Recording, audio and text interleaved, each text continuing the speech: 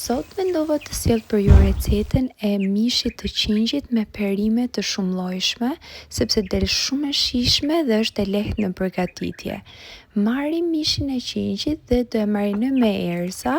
Këtu kam vendosur vaj ulliri, piper, rigon, veget, salcë domatesh dhe një lugë të vogël me majonezë, pak kumin dhe shafran. I bashkojmë dhe i hedhim 2 lugë me salcë domatesh dhe e përzijim.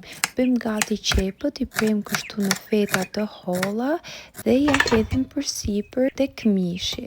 I vendosim në një tavë të thellë me kapak, i vendosim 2 gjethe dafine, pak hudhër dhe 2 gota me ujë. I përzijim që përbërësit të bashkohen me njëra tjetrën dhe vendosim në furrë me 200 gradë rreth 2 orë derisa mishi të na jetë pjekur dhe zbutur.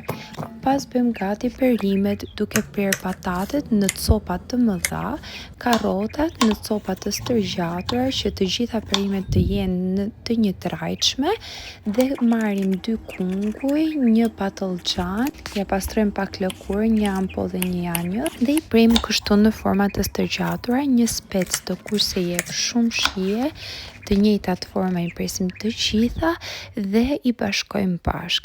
I përzijim, i hedhim vaj ulliri, vegeti dhe rigon sepse shkon shumë me këto perimet. Mishi na është bërë perfekt, siç e shihni edhe në video. I bashkojmë dhe perimet, e lëm në furrë për 40 minuta dhe ja është gati tava për ta shijuar. Një recetë e lehtë që nuk do shumë kohë në përgatitje, por me një shije të veçantë ju bëf të mirë.